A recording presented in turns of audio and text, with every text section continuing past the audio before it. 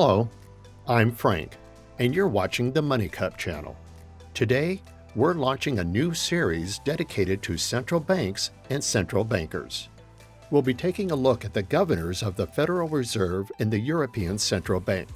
The Federal Reserve, established in 1910 after the 1907 financial crisis, is generally considered the first central bank. However, there's the idea that the concept of a central bank originated earlier in Great Britain, specifically with the Bank of England. This was during the time when Louis XIV managed to defeat the British fleet, leaving Britain no longer the dominant power at sea. Needing funds to rebuild their fleet, they came up with a solution.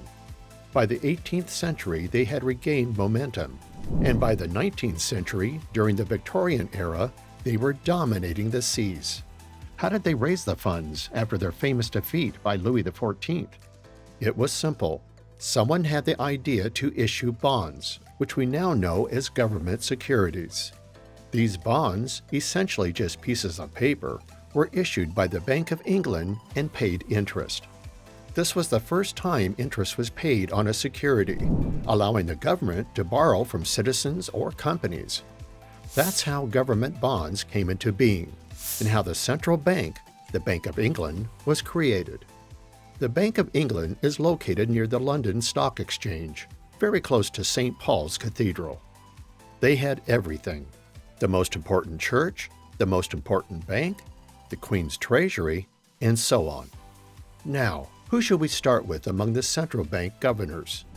Since we're currently in an inflationary period and worried about a potential repeat of the 1970s stagflation, we need to remember the man who conquered inflation, Paul Volcker. How did Paul Volcker become the Federal Reserve Chairman? Well, Volcker was born in 1927 in New Jersey into a family of German immigrants. He was one of the few non-Jewish figures in his field.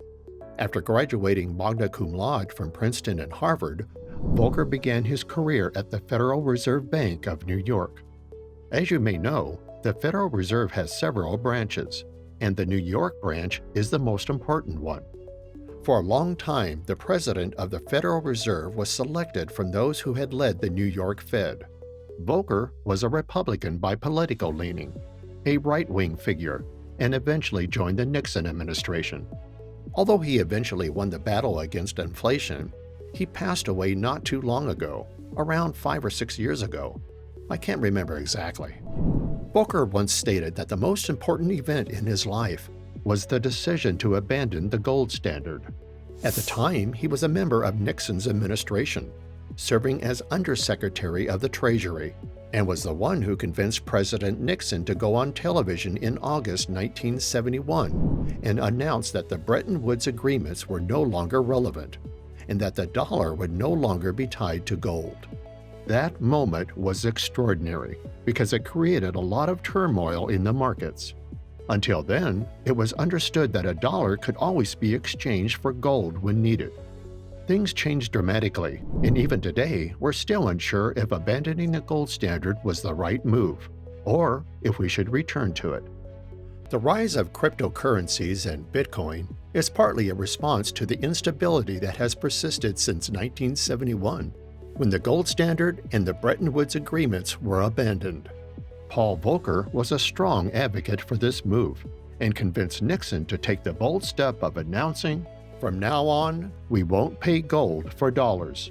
Unsurprisingly, the dollar was devalued that night. The announcement was made on a Sunday in August, and we all know what followed. 8 years later, inflation skyrocketed during this inflationary period. In 1979, when Paul Volcker became chairman of the Federal Reserve, inflation was around 11%, and interest rates were also at 11%. What had happened? Well, President Carter, who is often considered one of the weakest U.S. presidents of the 20th century, especially in terms of the economy, was facing terrible economic conditions. And on the international stage, America's leadership was faltering. For example, in 1979, the Iranian Revolution occurred. Ayatollah Khomeini came to power, and the entire U.S. embassy staff was taken hostage. These hostages were released the day Jimmy Carter left office, on the same day Ronald Reagan was inaugurated. So, what happened when William Miller, the Federal Reserve Chairman, was appointed Treasury Secretary by Carter? This is similar to what President Biden recently did by appointing Janet Yellen, the former Federal Reserve Chair, as Treasury Secretary. Back then, Miller's deputy, Schultz, was put in charge of the Fed, but the markets reacted poorly. The collapse of both stocks and the dollar that night was so severe that Carter had no choice but to appoint a Federal Reserve Chairman from the opposing party, Republican Paul Volcker. Volcker was already known for his desire to regulate the financial system. If there were two central bank governors with completely different approaches, they would be Paul Volcker, who sought strict regulation, and Alan Greenspan, who deregulated everything he could. We'll talk about both, especially since Greenspan succeeded Volcker at the Fed after he stepped down in 1987. Volcker introduced a shock therapy approach. We will raise interest rates far above inflation. For context, between 1979 and 1981, Volcker raised interest rates to 21.5%, while inflation was at 14.8%. Can you imagine the recession this caused during the first 2 years of Reagan's presidency? Especially considering Reagan was running enormous budget deficits, primarily due to the Star Wars Defense Initiative, which funneled large amounts of money into military spending to win the Cold War, which he eventually did. But at what cost? The U.S. economy was nearly destroyed. However, Volcker's shock therapy worked. Inflation fell from 14.8% in 1981 to 3% by 1983, although interest rates declined much more slowly.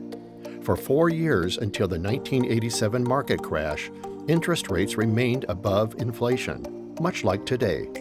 Inflation is currently below the 5.25% to 5.5% interest rate. Why do I emphasize this? Because the situation today is strikingly similar to what happened in the past. Jerome Powell's fight against inflation mirrors Paul Volcker's shock therapy. It's necessary because without this drastic approach, the inflation that subsided after the Bretton Woods shock in the 1970s would have surged again by the late 70s and early 80s. Volcker is also famous for being reappointed by Ronald Reagan, even though Reagan didn't like him. Reagan believed in a free market economy, where the market regulates itself, a view promoted by the Chicago School and Margaret Thatcher.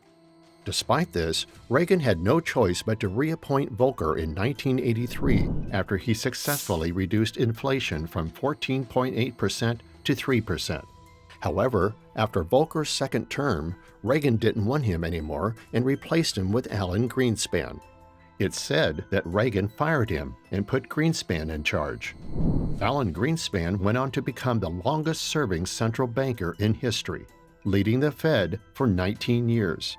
His extreme deregulation of the financial system is often blamed for the 2008 financial crisis.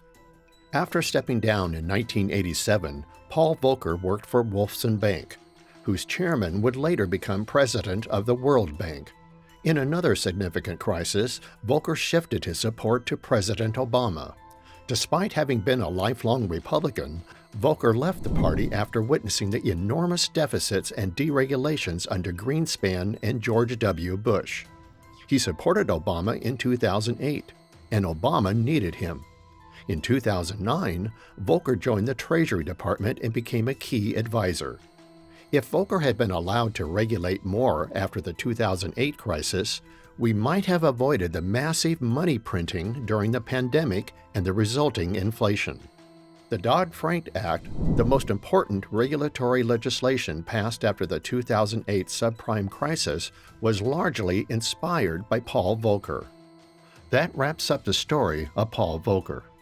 Next, we'll discuss Alan Greenspan, Ben Bernanke, Janet Yellen, and of course the current Fed chair, Jerome Powell.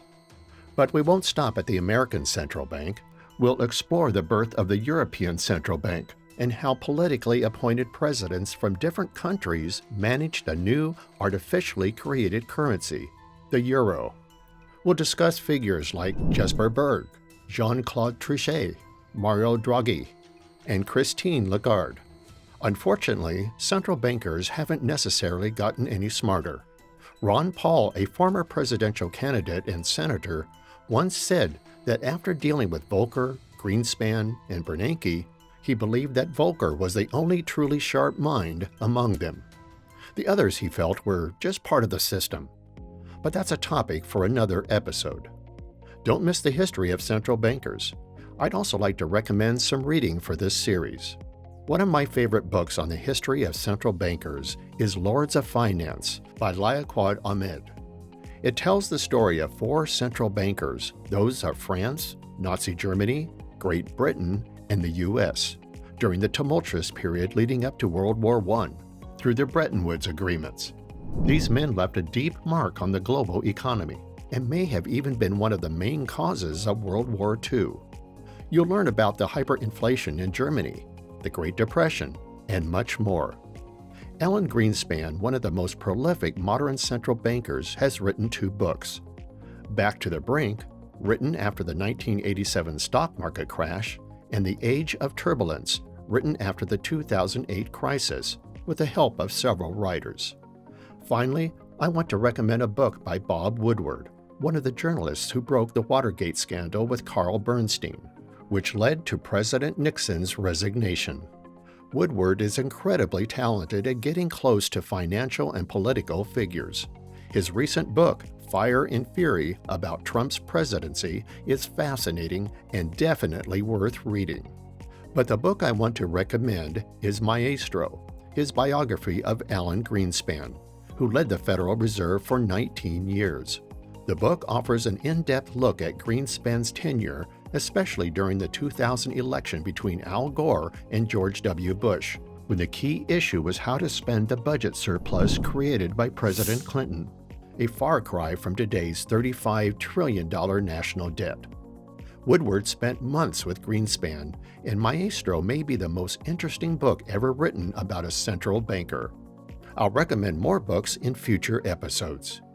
Don't forget to join us on Money Cup as we continue to learn about economics together.